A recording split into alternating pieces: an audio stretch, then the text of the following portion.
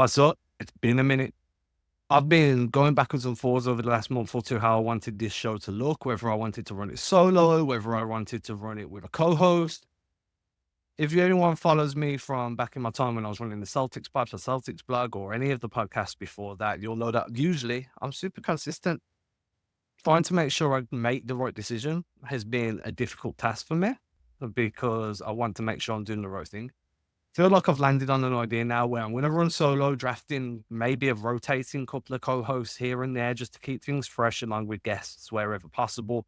Pre-game previews, post-game analysis, obviously try and tie that into the Celtics Chronicle as much as possible.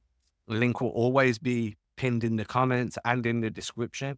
But for today, I'm a few days late on this, I do admit. But again, I've been trying to make sure I get the right mindset before getting back into this.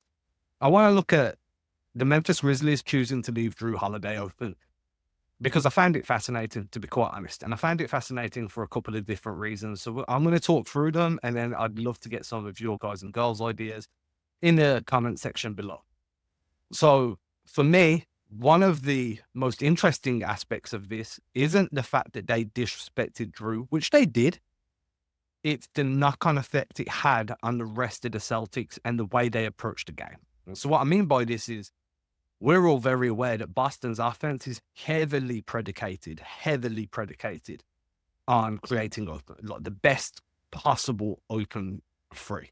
Now, you can say that about pretty much any team, and it's going to be true to a certain extent.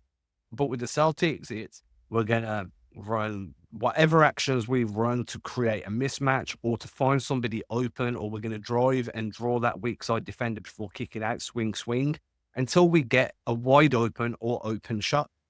Now, the NBA, in terms of their stats website, they classify an open shot as when a defender is 4 to 6 feet away from the shooter, and a wide open shot is more than 6 feet away.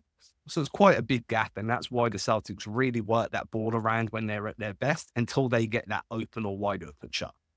So when you're Memphis and you're like, yo, we're just going to leave Jrue Holiday open in the corner, you're doing that for a very specific reason. The Celtics now have their ideal shot type available to them on pretty much every possession when Jrue's on the floor, because you're leaving a player that was 60% from the corner last season, you're leaving him open.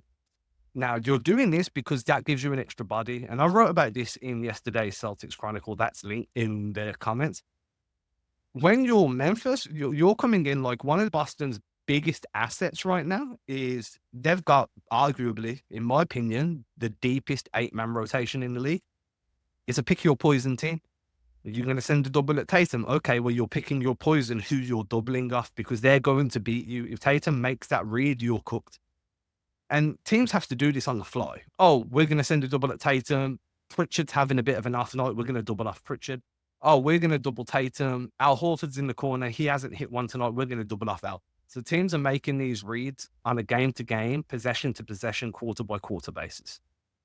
But what happens, and this is how I kind of envision Taylor Jenkins' thought process here, if we take away that need to make that decision and we preemptively make a tough decision, we're going to say for this entire game, or until he makes us adjust, we're just going to help off Jrue Holiday. You don't need to think about it now, Mr. Defensive Point of Attack guy, Mr. Help Side Defense, Mr. Rim Protector. None of you need to think about it no more. Jrue Holiday is the guy we're helping off until I say otherwise.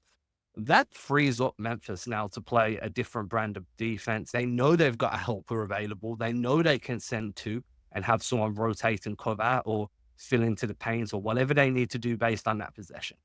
And they know where that help's coming from. So wherever Jrue Holiday is on the floor, that's where your help's coming from, or that's where your rotation to fill is coming from. It makes things a lot more copacetic, a little bit more fluid defensively. But it baits Boston. It baits Boston in the sense that your preferred shot is constantly available. And we're going to trust that Jrue can't stomach the increased volume because he's struggled this year from deep. I mean, he's shooting 31% from the corner this season, according to Cleaning the Glass. Now, Cleaning the Glass has a garbage time filter, but when's Jrue Holiday playing in garbage time? We don't really need to care.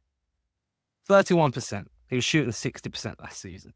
Holiday shooting 33% across the board from free this season, 43% last season. So you're betting as Taylor Jenkins that Holiday can't stomach the increased volume because he's not having one of them good shooting seasons. Force feed him. Let the Celtics drive and kick to Holiday. We're going to rebound. We're going to lightly contest the shot, but we're going to stop Boston from dominating on the offensive glass. They're not going to be able to board up the way they usually do. They're not going to be able to sneak in and get these pesky offensive boards because we've got an extra body that can box out. Conversely, what also happens is as the Celtics are hunting to drive, kick out to Jrue, and no one's rotating to Jrue, so that swing action doesn't happen either. You're also taking shots away from Tatum, you're taking them away from Brown, you're taking them away from Porzingis. Because why do you need to work for an open shot when there's one right there? And Jrue Holiday, since he's been with Boston up until now, so it's only a season and a bit, but that's a big enough sample size, has been a reliable catch and shoot guy. He's been reliable attacking closeouts, getting to the paint, doing what he needs to do. Why would you change that? He's open. Feed him, try and make Memphis adjust. Because if you can make Taylor Jenkins call a timeout, adjust that coverage, now you're in control of the game. You've got that one step ahead. That never really happened. Holiday struggled throughout the game, was kind of ass. That put the Celtics in a weird funk where now they're struggling to hit shots everywhere because their rhythm's out of flow. They're not getting into their usual actions because they don't need to, because you've got a guy open. And then when you take Jrue off the floor, yes, you start getting a little bit of fluidity offensively, but you can't leave Jrue off the floor because Memphis is playing well and you need your best point of attack defender and cross-matching guys. So it's a tough balancing act. Now for the Grizzlies, this worked perfectly. For me, my next question is now, and I think this is everybody's next question, do other teams try and do the same thing? And John Mazzulla addressed this after the game, so did Jaylen Brown, and both of them were basically saying, let them try. We're very comfortable in the fact that Jrue's tough night was an anomaly. The rest of the team shooting poorly was an anomaly. And 99.9 or 99% of the time, we're going to force you to adjust because we're going to knock down those open shots. For the most part, I agree. I think the Celtics have been very good in proving teams wrong for trying these type of tactics, trying to, quote unquote, disrespect. But this Celtics hasn't looked the same as the one we saw last year. Now, part of that is they haven't been healthy. They didn't have Porzingis for that long-ass stretch. Porzingis comes back, Jrue gets injured, Sam's been in and out of the rotation. You've had Tatum miss I think Tatum's only missed one game, to be fair. When you get past that, Brown's had some stuff. They haven't been healthy. They haven't had a run of games. Defensively, they've looked a shadow like a shadow of what they were. They've been good. They've been one of the better defensive teams in the league, but they're not suffocating guys like they were last year. They're not dominant. Transition defense was a big issue to begin the season. Then it was defending penetration, sending nail help. That's been an issue. There's been problems that have kind of cropped up, got fixed, next one crops up. It's like plugging in holes, right? When you're on a leaky ship, that pirate ship analogy where we've all seen it on the cartoon. You plug the one, it starts coming out the next one, you plug the next one. Eventually, everything's totally full. It feels like that at the moment, and defensively. So Memphis was just testing their luck, and it worked. And now the question is, will it always be Jrue Holiday that teams try and quote-unquote disrespect by basically not defending? Or are other teams going to go matchup based? Maybe they feel like Al Horford's the guy to leave open because he's not going to accept the volume that Holiday willingly accepted. Now, to remember Holiday before he came to Boston, there were stretches when Chris Middleton wasn't healthy that he was Milwaukee's second offensive option. He can get buckets when he's feeling it, but he hasn't been feeling it this season, so it was a worthwhile risk. But if the Celtics go double big, do you leave Horford open, knowing that he's just going to redirect the ball 90% of the time anyway, because he's not going to accept 26 shots in a game because that's just not the player he is? Maybe a team tries it and see what happens. Might work for a game or two, might not. The other side of this that kind of perplexes me a little bit is, and I love Joe Mazzulla. I was a bit skeptical of him when he first got the gig. I think most of us were. I think he's proven himself. I've got nothing bad to say about his coaching or, he won a championship. His system works until proven otherwise. And once it's proven otherwise, maybe then we can have a discussion. But for me, one of the questions I had was, and I think I remember Scal calling this out during the game, to be fair, so I'll credit Scal here too. Maybe I'm stealing his idea. If I am, I'm sorry. It definitely came to me as well, but whatever. I've credited credits where credit's due. Why keep Jrue in the corner? Why not have him operate in the post or in the dunker spot, or turn him into a screener where he can screen the short roll and do some things out of actions like a ghost screen so he can pop open? If you're leaving him open, let him go screen and run into a dribble handoff, or, run into I forgot my wording, run into a veer, which is like screen into another screen. Like, do something different than just putting him in the corner. It's not working. The definition of insanity is doing the same thing over and over again and expecting a different result. 26 shots is doing the same thing over and over again. When it's not working and the game's still close and now you're trying to chase down the game, change some shit. Do something different. I'm not saying take Jrue off the floor. I'm saying put Jrue in a different role. Maybe it works.